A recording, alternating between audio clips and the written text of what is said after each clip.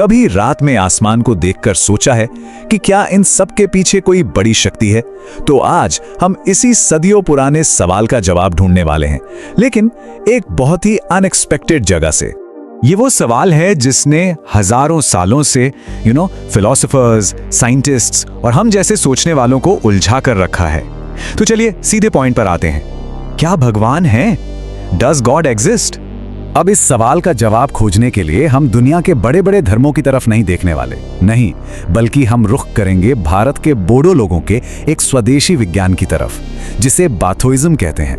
और पता है, यहां हमें एक बिल्कुल ही अलग तरह का जवाब मिलता है।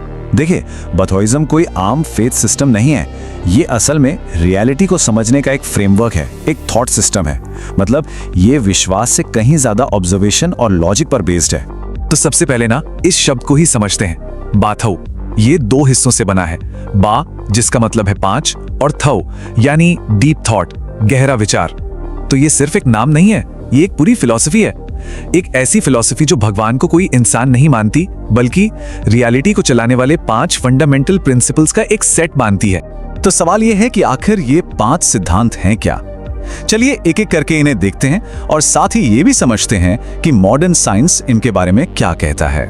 तो पहला सिद्धांत है हाँ। जी हाँ, हाँ जो अर्थ यानी पृथ्वी या स्टेबिलिटी को रिप्रेजेंट करता है।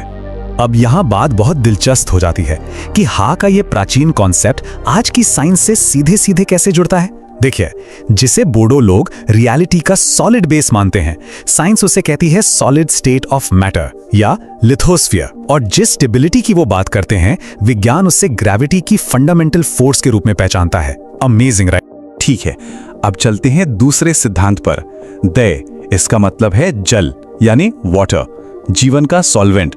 बाथाओइज्म में दय यानी पानी को प्यूरिफिकेशन और लाइफ का सोर्स माना जाता है। और साइंस भी तो यही कहता है, पानी एक यूनिवर्सल सॉल्वेंट है जिसके बिना लाइफ पॉसिबल ही नहीं है। पता है, बाथाओइज्म का ये जो गहरा सम्मान है ना, वो मॉडर्न साइंस के एंथ्रोपिक प्रिंसिपल से काफी मिलता जुलता है। एंथ्रोपिक प्रिंसिपल का सीधा सा मतलब ये है कि हमारे यूनिवर्स के जो नियम हैं वो लाइफ के लिए अनबिलीवेबली फाइन ट्यून्ड हैं। ऐसा लगता है जैसे सब कुछ हमारे लिए ही बनाया गया हो। ओके, तीसरा सिद्धांत है बार, मतलब एयर या वायु। ये वो इनविजिबल लाइफ फोर्स है जिसे बोडो लोग प्राण भी कहते हैं। और साइंस इसे हर लेवल पे कंफर्म करता है। हमारा एटमॉस्फेयर हमें सांस लेने के लिए ऑक्सीजन देता है, जिससे हमारे सेल्स एनर्जी बनाते हैं। यही एटमॉस्फेयर ओजोन लेयर बनकर हमें सूरज की हार्मफुल रेस से बचाता है। और तो और हमारी कॉन्शियसनेस, हमारे सोचने की शक्ति भी हमारे ब्रेन के हेवी ऑक्सीजन कंजम्पशन पर ही डिपेंड करती है। चौथा गहरा विचार है सान या ओर। ये सूर्य या आग का प्रतीक है, the ultimate source of energy. ये बात माइंड ब्लोइंग है, पर हम सब लिटरली स्टार डस्ट हैं, तारों की धूल। हमारे शरीर का हर हैवी एलिमेंट जैसे कार्बन या आयरन किसी तारे के बर्निंग कोर में बना था। और सोचिए, बाथोइज्म ने हजारों साल पहले इस कॉस्मिक कनेक्शन को पहचान लिया था और सूर्य को सब चीजों का फादर माना।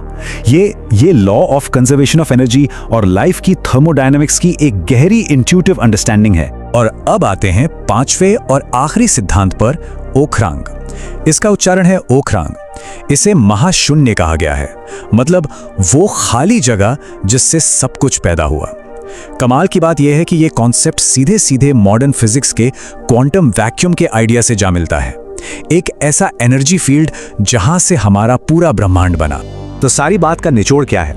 देखिए, अगर हम ईश्वर को इन 5 मूल चीजों ठोस, तरल, गैस, प्लाज्मा और स्पेस टाइम का कुल जोड़ मान लें, तो इस टेबल के हिसाब से ईश्वर का अस्तित्व कोई आस्था का विषय नहीं, बल्कि एक भौतिक, एक साइंटिफिक सच्चाई है।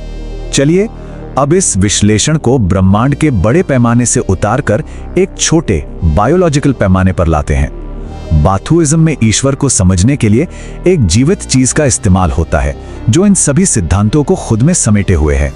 बाधा और दर्शन में सबसे बड़ी शक्ति का प्रतीक कोई पत्थर की मूर्ति नहीं, बल्कि सिजो नाम का एक जिंदा पौधा है। यह पौधा जीवन की जबरदस्त इच्छा शक्ति को दिखाता है। सबसे खास बात यह है कि इसे कटिंग से लगाया जाता है, यानी यह पौधा क्लोनिंग के जरिए अपनी जेनेटिक पहचान को हमेशा हमेशा के लिए जिंदा रखता है। यहाँ ईश्वर डीएनए के इस कभी न खत्म होने वाले सफर का ही दूसरा नाम है।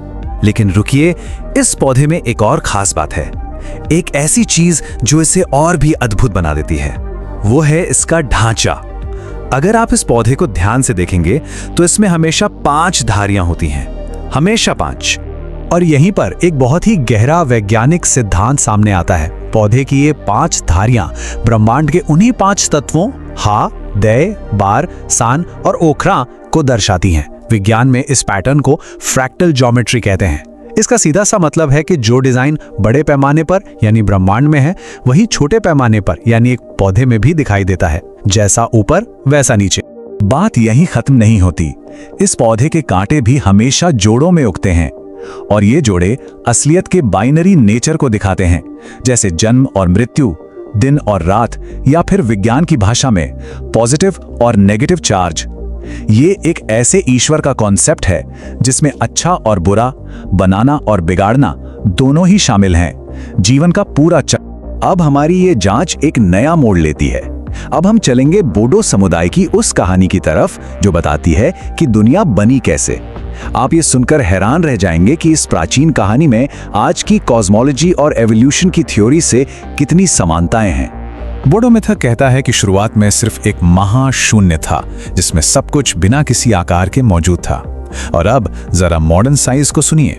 विज्ञान भी तो यही कहता है कि बिग बैंग से पहले ब्रह्मांड एक सिंगुलैरिटी था जो क्वांटम वैक्यूम यानी अनंत ऊर्जा वाले एक शून्य से ही पैदा हुआ।